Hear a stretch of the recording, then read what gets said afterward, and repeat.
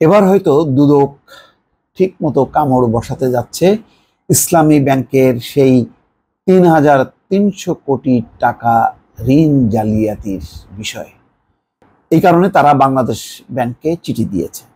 তারা জানতে চেয়েছে যে এই ঋণ কিভাবে বিতরণ করা হলো, নাম সর্বস্ব প্রতিষ্ঠানের বিপরীতে কিভাবে এই ঋণ বিতরণ করা হলো, তার আদায় পরিস্থিতি কি, কারা কারা জড়িত, এই ব্যাপারে বাংলাদেশ ব্যাংক প্রধান নিয়ন্ত্রক সংস্থা হিসেবে কি দায়িত্ব পালন করেছে সেই ব্যাপারে দুদক একটি চিঠি দিয়েছে। দর্শক, গুরুত্বপূর্ণ ঘটনা।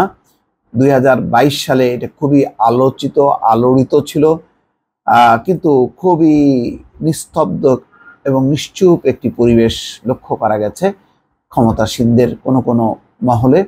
তারা এই ব্যাপারে মুখ খোলেনি, কিন্তু পত্রিকায় সবিস্তরে প্রকাশ পেয়েছে যে কিভাবে নাম ঠিকানাবিহীন বিভিন্ন প্রতিষ্ঠানের নামে ঋণ বিতরণ করা হয়েছে শত শত কোটি টাকা, এবং এমন সব প্রতিষ্ঠানে নামে ঋণ বিতরণ করা হয়েছে যেসব প্রতিষ্ঠানের অস্তিত্ব খুঁজে পাওয়া যায়নি। 2022 সালের ডিসেম্বরে ইসলামী ব্যাংকের ৩,৩০০ কোটি টাকার ঋণ জালিয়াতির ঘটনায় বিস্তারিত তথ্য জানতে বাংলাদেশ ব্যাংকে চিঠি পাঠিয়েছে দুদক।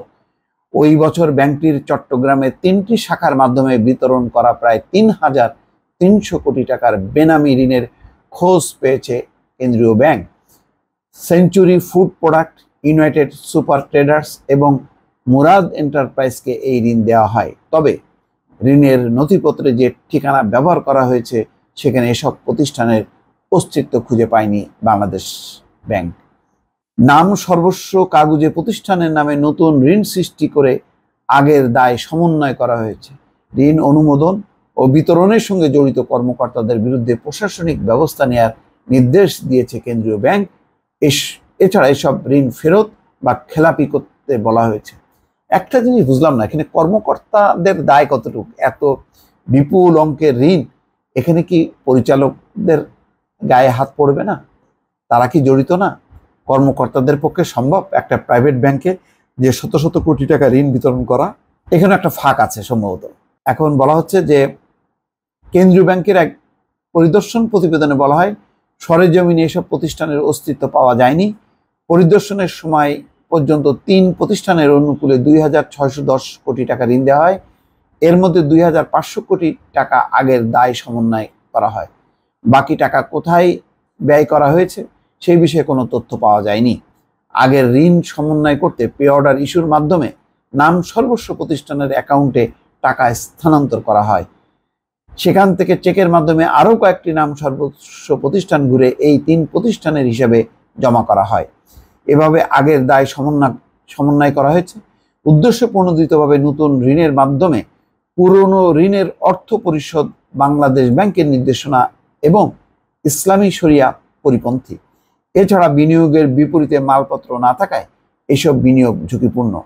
বাংলাদেশ ব্যাংক মনে করে বিনিয়োগের অর্থের যথাযথ ব্যবহার না হওয়ায় দায়ী দায়িত্ব ব্যাংকের ব্যবস্থাপনা পরিচালক, ঋণ আদায়ের সঙ্গে সম্পৃক্ত প্রধান কার্যালয়ের সংশ্লিষ্ট বিভাগ এবং শাখা ব্যবস্থাপনার উপর বর্তায়। তবে আমি মনে করি দর্শক, এটি মালিক পক্ষের নির্দেশনা ছাড়া এইটা শুধু এমডি বা কর্মকর্তাদের উপর চাপানো কোনোভাবেই ঠিক হবে না। এই তদন্তটা তাহলে আংশিক হয়ে যাবে, মানে অর্থাৎ পার্শিয়াল একটা তদন্ত হবে বা বিচার হবে। সে সময় ইসলামী ব্যাংকের এমডির কাছে পাঠানো এক চিঠিতে বলা হয় খাতুনগঞ্জ কর্পোরেট শাখা থেকে century food product, jubilee road শাখা থেকে ইউনাইটেড সুপার ট্রেডার্স ও চাকতাই শাখা থেকে মুরাদ এন্টারপ্রাইজ নামে প্রতিষ্ঠানের অনুকূলে নির্বাহী কমিটির 1959তম সভায় বিনিয়োগ অনুমোদন করা হয়েছে। এসব বিনিয়োগের মেয়াদ ইতিমধ্যে অতিক্রম করায় বকেয়া স্থিতি অবিলম্বে 15 দিনের মধ্যে আদায় করতে হবে। যাই হোক, এই বিষয়ে আসলে তদন্ত বা দায় যদি একদম শেষ ভাগ পর্যন্ত নির্ধারণ করা না যায় তাহলে কিন্তু এই ব্যাংকের এই লুটপাট দুর্নীতি বন্ধ করা যাবে না। গুরুত্বপূর্ণ একটা বিষয়, সেটির আসলে সঠিক তদন্ত হওয়া উচিত এবং দায়ী ব্যক্তিদেরকে চিহ্নিত করা উচিত, এবং সে যত বড় রাঘব বোয়ালই হোক না কেন। দর্শক, ভালো থাকবেন। আল্লাহ হাফেজ।